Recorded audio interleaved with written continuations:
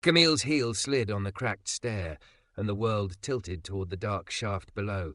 A rough hand slammed around her waist, dragging her back against a chest that felt like a wall. And as their eyes locked, diamonds shaking against dust, she knew one wrong choice here could destroy the hotel. And them. Before we dive in, make sure to hit subscribe, tap like, and share this video. The more voices we reach, the louder these stories become. And drop your city in the comments. Let's see where love finds us. Camille didn't belong on a construction site, and every single person there knew it. Dust swirled around her bare calves as she stepped out of the black SUV, one hand lifting the hem of her bone-white pencil dress away from a puddle. The dress hugged her thick, curvy frame so perfectly it looked poured on. Diamonds winked at her ears and glittered at her throat, utterly wrong against the rusted scaffolds and cracked concrete of the old Halcyon Hotel. Someone whistled low near the truck bay. Another muttered, "What is she doing here?" under his breath. Camille heard both and pretended she didn't. She straightened to her full height, rolled back her shoulders and walked toward the open entrance like the dust, the noise, and the staring men were nothing more than static. It wasn't until she stepped inside that she saw him. He was halfway up a ladder, forearms roped with muscle, shoulders broad beneath a faded navy work shirt. A strip of dark brown skin showed where his sleeves had been rolled to the elbow. He drove a screw into the ceiling with slow, precise strength, the cordless drill humming in his hand. Work gloves, worn and stained, wrapped his fingers. His jaw was dusted in stubble, his hair cropped short. He didn't notice her at first. Not until one of the guys shouted, "Boss lady's here!" The man on the ladder glanced down. Their eyes met. For a second, the chaotic clatter of the site thinned. Dark, steady eyes locked with her pale green ones, and Camille felt the smallest, strangest jolt, like missing a step on the stairs. His gaze travelled over the diamonds, the dress, the heels that had no business on unfinished concrete, then returned to her face. No open admiration, no crude comment, just an assessing, unreadable look, as if she were another problem to solve. "Miss Frost," called a voice to her right. "Over here." She broke the stair and turned to find Alan, her project manager, hustling over with a tablet clutched against his chest. His tie was askew, his forehead shiny with sweat. Traffic was a nightmare, she said, even though it hadn't been. She just needed to say something normal, something that reminded her who she was. Camille Frost, sole heir to Frost Holdings, the woman who signed all their checks. "I'm glad you made it." Alan darted a nervous glance toward the man on the ladder. "Crew's been here since 6. We're a few days behind schedule, but—" "Behind?" Camille's voice sharpened. "We're opening in 5 months. The gala date is already on the invites." "We'll make up time," another voice said, low, calm, grounded. The man with the work gloves had come down the ladder. Up close he was taller than she'd thought, easily 6'2". Dust marked the front of his shirt, and a faint scratch ran across one cheekbone like he'd caught it on something and ignored it. He stripped off one glove with his teeth, tugging it free, and offered his hand. "Jace Walker," he said, "site lead." His palm was rough, calloused, hers was soft, cool, ringed with diamonds. When their hands met, there was the briefest press of skin against skin, and Camille was absurdly aware of every point of contact. "Camille Frost," she said, though of course he already knew. "Yeah," he said. "Figured." His mouth almost curved, not quite a smile. "You picked an ambitious timeline." She bristled at the challenge under his tone. "Ambitious works. People pay extra for ambitious." "Buildings don't care what people pay," he replied easily. "They care if you treat them right." There was something in the way he said it, steady, unhurried, that made it feel less like defiance and more like truth. Still, she wasn't used to being met this directly. "Then treat it right and finish on schedule," she said, withdrawing her hand. "Can you walk me through where we are?" He nodded once and turned, gesturing for her to follow. As they moved through the gutted lobby, Camille's heels clicked sharply against the concrete. Jace's boots made dull, solid thuds. He pointed out new support beams, rewired electrical runs, a section of ceiling that had to be torn out and rebuilt because the plans had missed rot. She listened with half her attention. The other half kept snagging on the line of his shoulders, the way his hands moved when he explained something. Precise, sure, the work gloves tucked into his belt now, leaving his fingers bare. His nails were short and clean, but his skin was marked with pale scars and paint ghosts that hadn't fully washed out. Her eyes dropped once, fleetingly, to the way his shirt stretched across his back as he bent to check a measurement. Heat prickled her cheeks. She lifted her chin, refocusing on a cracked marble column. "We'll have to replace that," she said. He followed her gaze. "We can patch it. There's good stone under the cracks. Be ashamed to lose the original." He glanced at her. "This hotel has bones. You don't rip out bones." His eyes held hers, dark and steady. For a moment she saw the space the way he did. Not a line item on a spreadsheet, but something old and stubborn enough to have survived decades of neglect. "It's my money, Mr. Walker," she said, but her voice was softer. "It's your call," he allowed. "My job's to tell you what holds and what doesn't." Their eyes stayed locked longer than was strictly professional. Something unspoken moved between them. Challenge, curiosity, that odd jolt again. A crash snapped the moment. A worker had dropped a stack of tiles in a side hallway. Alan flinched. Jace didn't even look away from her. "You good in those shoes?" he asked, finally glancing down at her stilettos, then back up again. "Lot of debris. Last thing we need is you chipping a diamond or an ankle." It sounded like teasing, but there was concern stitched around the edges. "I'll survive," she said. "Try not to make me fill out an incident report," he replied. This time there was no missing the hint of a smile. They turned down a narrower corridor, where half the walls still wore the faded wallpaper of the old hotel, roses washed almost to sepia. Camille's hand brushed it as she walked. She remembered coming here once with her father when she was 10, watching him walk the halls with the previous owner, his own expensive watch flashing in the dim light as he talked about options and liquidation. He died 2 years later. She swallowed hard and dropped her hand. "This whole wing will be private suites," she said briskly. "High-end, minimal, clean lines, no lace, no flowers. People are paying for an escape, not their grandmother's spare bedroom." "Shame," Jace murmured. "What is?" He stopped by a doorway and stepped aside so she could enter. It was a corner room with wide, dirty windows and a partially demoed wall.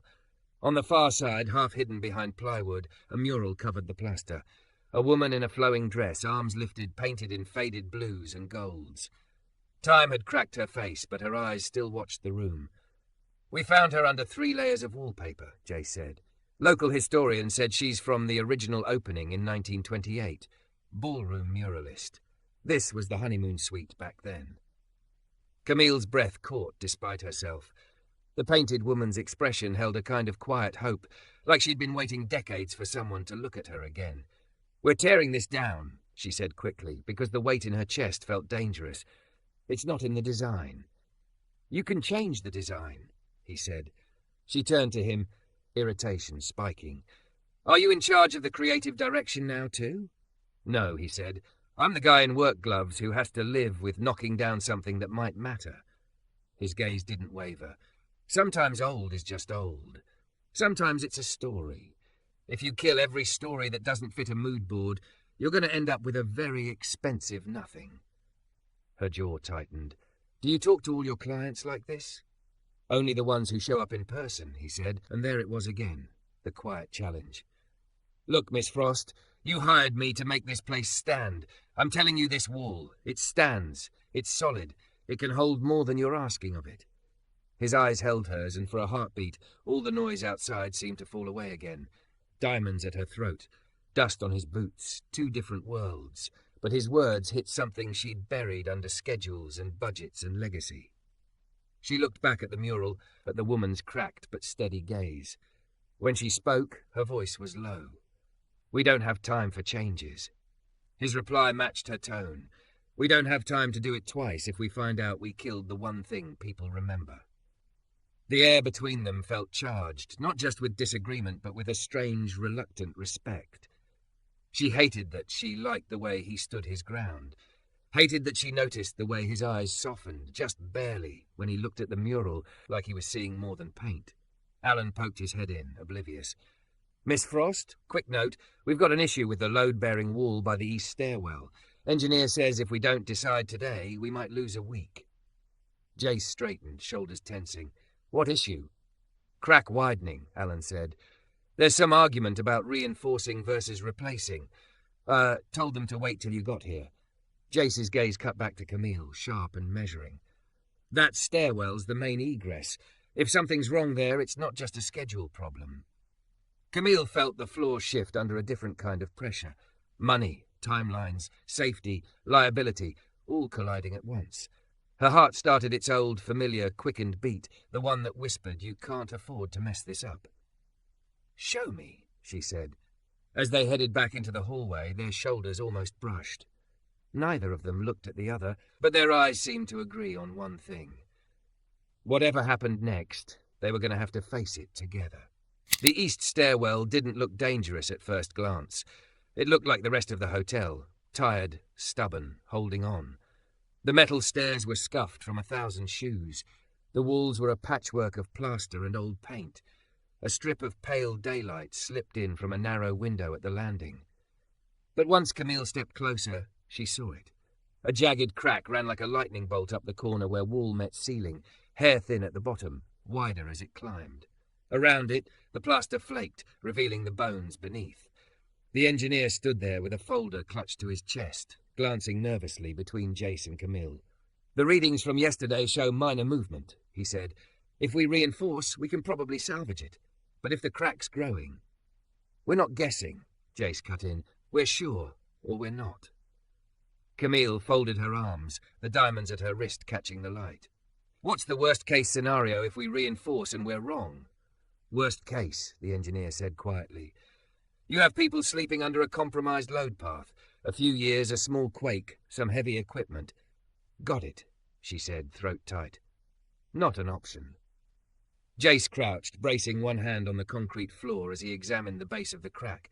His back muscles shifted beneath his shirt. He ran his fingers along the plaster, tapping lightly, listening. "What are you hearing?" she asked, before she could stop herself. He glanced up at her, eyes catching hers. "Hollow where it shouldn't be. Like somebody stuffed a secret in there and walked away. This isn't a poem, Mr. Walker. It's a liability." He straightened slowly, wiping dust on his jeans. "It's both. You can't fix what you refuse to look at." Something in his gaze made the words feel aimed at more than the wall. Camille's jaw tightened. "We demo it," she said. "Tear out anything suspect and rebuild." Alan made a strangled sound. "That's a lot of extra cost and time." "It's safety," she replied sharply. "The frost name is going on this place. I'm not cutting corners on something that can collapse." "Rebuild means rerouting utilities, redoing the fire plan," the engineer added weakly. "Permits." "We'll get them," she said. "If there's a delay, we'll make it up somewhere else." Jace watched her with that same measuring stillness. "You sure you want to hear my opinion?" he asked. She snapped. "I'm standing here, aren't I?" His mouth quirked. "Demo's the right call. Ugly, but right." He nodded toward the cracked corner. "You can't hang crystal chandeliers from rot." Her eyes flicked to the diamond bracelet on her wrist, then back to him. "I don't wear crystal," she said, but the bite had left her voice. He seemed to hear the shift. His shoulders eased. "We'll have to close this stairwell starting today. I'll reroute crew around it." He raised his voice. "Carlos, tape and tag this as no-go now. Nobody uses it till we say."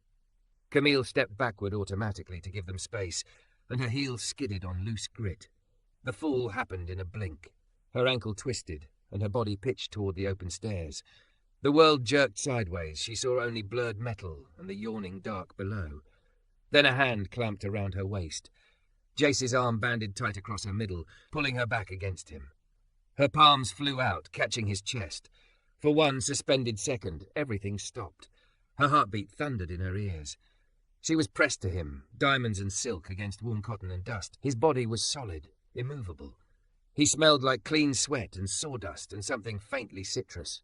His other hand braced on the wall just above her shoulder, caging her in without trapping her. "You okay?" he asked, voice low, close to her ear. Her throat was dry. Yes, I think so." "Don't move." He shifted his stance, securing them both. "Floor's loose here." His hand stayed at her waist a moment longer than strictly necessary, fingers spread, thumb unconsciously drawing a half circle against the fabric of her dress. She felt it like fire through the thin material. Her own fingers curled against his chest, feeling the steady rise and fall of his breathing, the pound of his heart. Their eyes met at close range. If there had been a word for the thing that passed between them in that instant, she didn't know it. It wasn't gratitude. It wasn't just fear. It was something raw and electric that ran up her spine and lodged beneath her ribs. Jace was the first to break the spell. He gently eased her upright, shifting his hand away and stepping back. The air felt colder where his touch had been. "Maybe those shoes aren't as invincible as you thought," he said quietly. It could have sounded mocking. It didn't. It sounded like concern, wrapped in dry humour. Humiliation battled with relief inside her. "The floor shouldn't be that unstable. That's why we're here," he said, "to find the parts that lie to you and take them out before they cost you everything." Again, it felt like he was talking about more than concrete and steel. She smoothed her dress with shaking hands, acutely aware of the workers who'd turned at the commotion, then pretended not to stare. Her face burned. "I'm fine," she said, more to herself than to him. "Good," he replied. His gaze searched her expression, checking for any hidden wince. "Because I'm not explaining to my crew that I let the owner swan dive down a stairwell." She almost laughed. It came out more like a breath. "You don't let me do anything, Mr. Walker. Believe me, I've noticed." His mouth twitched again. Their eyes held. There it was, silent agreement, layered under everything they didn't say out loud. "You scared me. You saved me. I'm not used to needing anyone." The moment fractured when Carlos arrived with caution tape, whistling low at the crack in the wall. Jace stepped away fully, sliding his gloves back on, voice snapping into command. He issued rapid instructions about barricades and alternate routes. Camille forced herself into her own role, speaking to Alan about budget contingencies and press strategy. But her body still hummed with leftover adrenaline, and every time she moved, she could feel exactly where Jace's hand had been. By late afternoon, the sun dipped behind the skeletal outline of the hotel, throwing long shadows through the empty windows. Most of the crew had cleared out. The site had gone from chaotic to quietly buzzing, just a few workers finishing tasks that didn't depend on the stairwell. Camille was still there. Her heels were off now, tucked discreetly under a folding chair in what would eventually be the new lobby bar. She stood barefoot on cool concrete, her dress still immaculate despite the dust, diamonds still gleaming. Her laptop sat open on a makeshift table, 2 sawhorses and a plank. "Didn't think I'd ever see the day," a voice said from behind her. "Boss lady without the armor." She turned. Jace leaned against a pillar, clipboard in hand, his work gloves shoved into his back pocket. Look, his eyes dropped briefly to her bare feet, then lifted, amused. "My feet hurt," she said. "Not everything is metaphor. Could have worn boots. These legs in boots?" She arched a brow, humour slipping through. That would be a crime. His gaze flicked over the curve of her calves before he dragged it back up to her face. His ears flushed, though he didn't look away as quickly as he should have. "Yeah," he said, a little rough.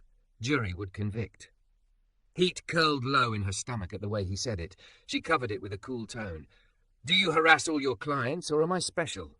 He pushed off the pillar, closing some of the distance between them. "If I were harassing you, you'd know." His voice dropped. "I'm just noticing." Their eyes met again, and the air thickened. Something in her wanted to step back. Something else refused. "Do you ever stop?" she asked. "Working?" he said. "Not really. Talking? Sometimes. Thinking?" He shrugged. "Often wish I could." "I meant being like this," she gestured vaguely. "Blunt, unimpressed, like nothing I say scares you." He considered that, tilting his head. "You want me scared of you?" She opened her mouth, then closed it. The easy answer died on her tongue. "I want," she exhaled. "I want people to take this seriously." "I am." His voice softened. "You think I'd argue this much if I didn't?" Her shoulders sagged a fraction. The laptop screen cast blue light up over her face, making her look smaller somehow, despite the diamonds and curves and perfect hair. For the first time, he saw the exhaustion etched at the corners of her eyes. "How much are you carrying on this?" he asked quietly. "Enough," she said. "That's not a number." "It's the only one you're getting." He was quiet a beat. "Your dad?" he asked, surprising them both. "This his project before it was yours?" Her fingers tightened on the edge of the table. "He wanted to buy this hotel 20 years ago. He saw potential." She laughed without humour. "The deal fell through. He told me once that some buildings wait for the right person. When it came up again last year, I took it." To prove something, Jace said gently. To everyone, she said. To the board, to investors, to the articles that still call me the heiress like I'm a child playing dress-up. Her gaze went distant. To him, even if he's not here to see it. The confession hung between them, startling in its honesty. She seemed just as surprised she'd said it. You know buildings don't care about board approvals, right? Jace said. They care if you listen when they tell you where they're weak. She huffed a breath. You and your poetic concrete. He smiled faintly. Lady in the mural's part of that story. You deciding to knock her down or keep her? That says more about you than any gala. Her mouth tightened. It's sentimental. It's human, he replied, and humans are the ones with credit cards. She looked away toward the darkened corridor that led to the honeymoon suite. You really think people notice things like that? I notice, he said. Her head snapped back, eyes searching his face. Whatever she saw there made her pulse skip. It wasn't flattery. It was something steadier, deeper. Their gazes locked again. Her walls, carefully plastered over years of expectation and performance, hairline cracked under the weight of it. Show me, she said suddenly. What? How you'd keep it, she murmured. The mural, the wall, the story. If it were your call. He blinked, then nodded slowly. You sure you want my opinion? You asked me that already, she said. Now I'm asking you. Show me. He grabbed a carpenter's pencil and a scrap of particle board, then crouched on the floor, sketching quick lines. She came around the table to stand beside him, close enough that his shoulder brushed the side of her thigh when he moved. Barefoot, she felt every vibration in the concrete. He drew the room, the mural, a glass panel, warm lighting, places for people to sit and look without touching what shouldn't be touched. A plaque, small and quiet, telling the story of the artist, the hotel's first opening. You tuck modern around old, he said. Let the history be the jewel, not the wallpaper. People come in thinking they're paying for clean lines and marble. They leave talking about the thing that surprised them. Her heartbeat sped up, not because of the drawing, but because of how intensely he focused, brow furrowed, lower lip caught between his teeth. Because his hand, the same one that had dug into her waist, moved with such care on something as simple as a rough sketch. Jace, she said before she could stop herself. He looked up at her from where he crouched. From this angle she towered over him, thick and curvy and impossibly composed in her white dress. His eyes flicked up her body to her face, and for once there was no mask, just open admiration and a hint of restraint. Their eyes agreed on something neither of them dared to say out loud. This is more than a job. He cleared his throat and looked back at the sketch, breaking the charge. It'll cost you, he said. Keeping her, cutting glass, custom lighting, retrofitting. How much? She asked. He named a number. It wasn't small. She didn't flinch. Do it, she said softly. His head turned slowly. You sure? Some stories, she said, echoing his earlier words. You don't kill for a mood board. A slow smile unfolded over his face, transforming it. Yes, ma'am.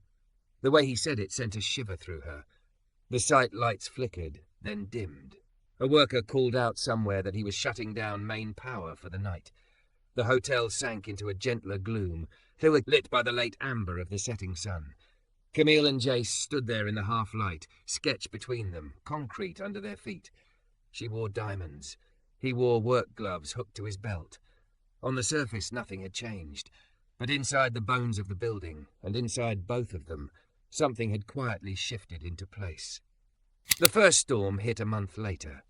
Not the kind that rattled the scaffolding, though there had been those too, but the kind that came in email form at 6:02 a.m., subject line, budget oversight questions, urgent.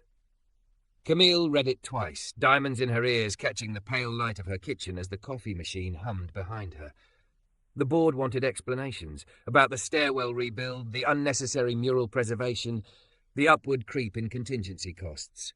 One line snagged her like a hook. Some of us worry this project has become more sentimental showcase than sound investment. Your father would be disappointed to see his legacy treated with this level of carelessness.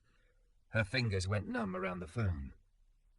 By the time she reached the Halcyon, the sky was low and heavy, the city washed in grey. The hotel, wrapped in scaffolds and tarps, rose out of the gloom like a stubborn relic refusing to sink. Inside, the lobby buzzed with controlled chaos. Lighting fixtures went up. Protective coverings came down.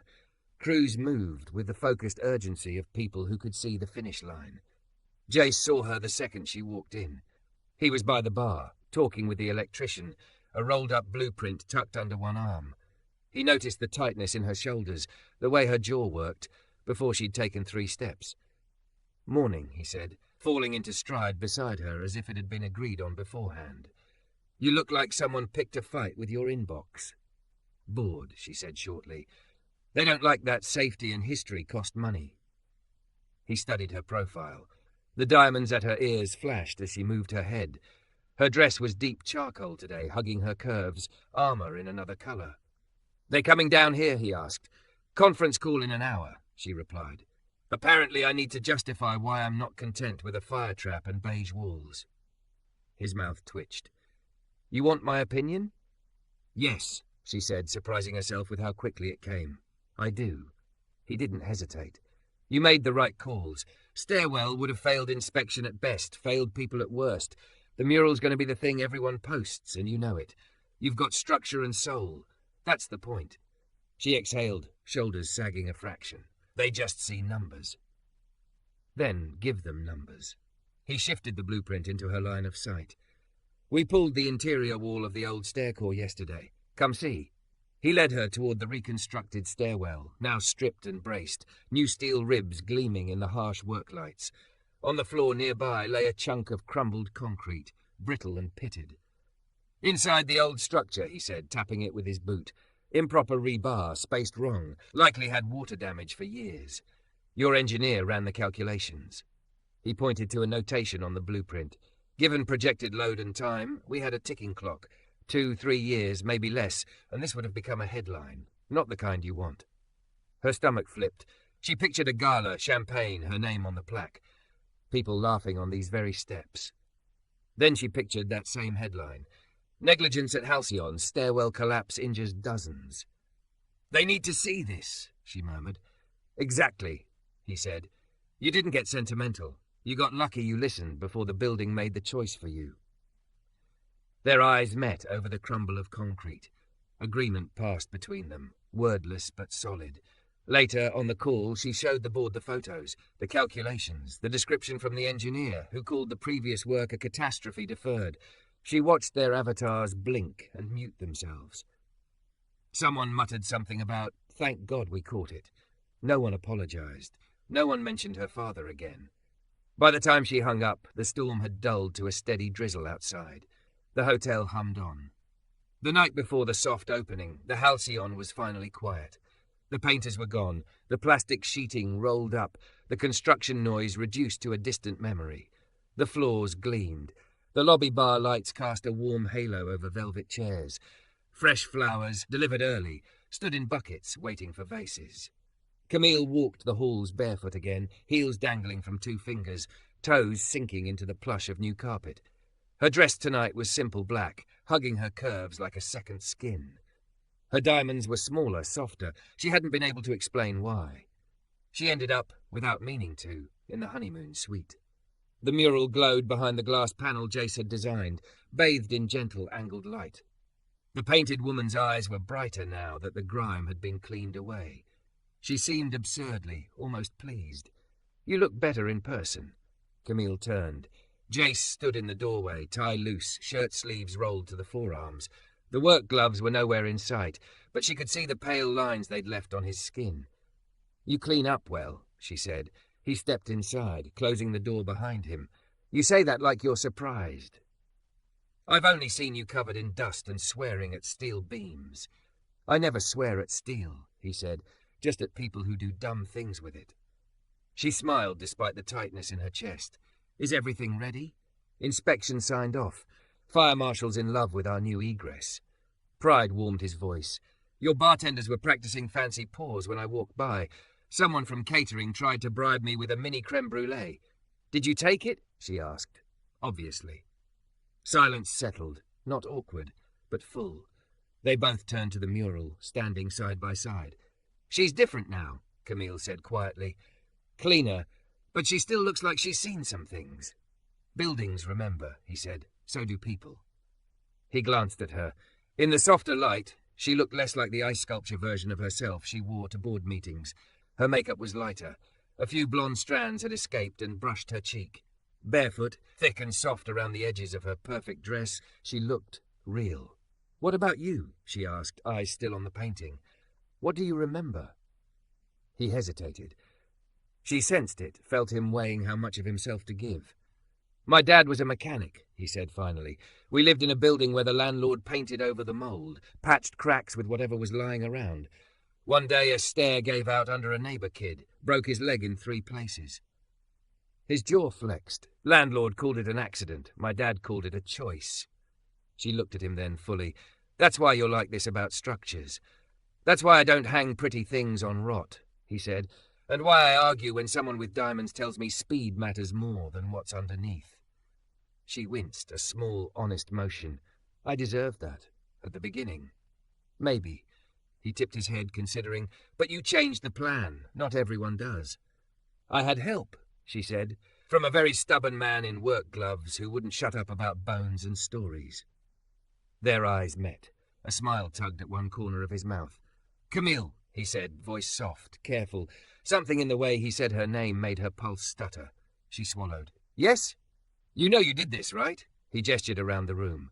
"Not your father, not the board. You. You chose to listen, to spend more, to keep her," he nodded to the mural, "and to tear out the lie in that stairwell instead of painting over it." Her throat closed, sudden and sharp. She blinked hard. "If it fails..." "It won't," he said, "because you didn't." The words landed with more force than she expected. For a second, the polished version of herself slid, and underneath he saw the woman who'd sat up nights with contractors' bids and liability reports, fingers cramped, eyes burning, whispering, "Don't let me ruin this," into her coffee. "I don't know what to do when I'm not fixing a problem," she admitted, voice barely above a whisper, "when there's nothing on fire." He smiled, slow and warm. "Then maybe tonight you let the building hold you up for a change." She huffed a watery laugh. "Is that your poetic way of saying breathe?" "Yeah," he said, "that. And maybe..." He hesitated, eyes dropping briefly to her bare shoulders before returning to her face. "Maybe let someone stand next to you while you do." Her heart thudded. She looked away, then back, as if checking that he was still there. He was. Unmoving. Waiting. She could count on one hand the number of people who'd offered to share the weight instead of expecting her to carry it. Her fingers would barely need 2. Quietly, she extended her hand. He didn't make a joke, didn't play it off. He simply stepped closer and took it, his larger, rougher palm closing around hers. For a moment, she was acutely aware of the contrast. Her soft, diamond-ringed fingers, his calloused skin, faint scars crossing his knuckles. "May I?" he asked. "May you what?" she breathed. He nodded at her bracelet, the glittering band at her wrist. "Take this off." She blinked, thrown. "Why?" "Because I want to see you without the armor for just a minute," he said. "And because I think you might want to see that you're still you without it." Her first instinct was to refuse. Diamonds were part of the language she spoke in rooms that underestimated her. They screamed power when her voice had to stay level. But here, with him, in this room that had survived a century of other people's choices... "Okay," she said. He unlatched the bracelet with surprising gentleness, fingers steady. The metal slid away, leaving her wrist bare. Her skin felt oddly naked, lighter. He set the diamonds on the nearby shelf, next to the plaque he'd had made for the mural's artist. Her wrist looked small and vulnerable in the space between them. He lifted her hand again, turning it palm up. His thumb traced once over the soft skin there, sending a jolt straight through her. "You're still the woman who fought the board and saved this place," he said quietly. "With or without rock candy on your wrist." "Rock candy?" she echoed, a choked laugh breaking through. His grin flashed, then softened. "I noticed the shine," he said, "but I see the foundation." Her eyes stung. "You say things like that, and then act surprised I listen to you." They stood there, so close she could feel the heat of him through her dress, the steady rise and fall of his chest. The hotel around them creaked softly as it settled into its new skin. "Jace," she whispered. He stepped in that last inch, his free hand lifting to hover near her cheek. "May I?" he asked again, voice rough with restraint. "Yes," she said. His fingers brushed her jaw, then slid back into her hair. cradling her head like something precious. When his mouth met hers, it wasn't the clash of two worlds, but the look they'd been exchanging for weeks finally taking shape. The kiss was slow, unhurried, like he was testing every beam and joint before committing his weight. She leaned in, heart tripping, one hand fisting in his shirt. The world narrowed to the warmth of his lips, the scrape of his stubble, the solid line of his body bracing hers. For the first time in longer than she could remember, she wasn't leading. She wasn't negotiating. She was just held. When they finally parted, foreheads still touching, both breathing harder than any stair climb warranted, she laughed softly, incredulously. "This is wildly unprofessional," she murmured. "Probably," he agreed, "but structurally sound." She snorted, then went quiet. Their eyes met one more time, and what passed between them then was clear as blueprint lines. Trust, desire, respect, the terrifying possibility of something lasting. Below them, tomorrow's guests would wander the lobby, marvelling at the chandeliers and the fresh paint. They'd make reservations, post filtered photos, toast to a new beginning. Up here in the old new heart of the building, a thick, curvy woman who wore diamonds and a man who wore work gloves stood together under a restored mural, fingers intertwined, baggage acknowledged, but no longer running the show. Outside, the rain eased. The halcyon settled deeper onto its foundations, and for once, as their eyes agreed on a future neither of them had planned for, Camille Frost let herself believe. Some stories weren't meant to be demolished. They were meant to be lived in.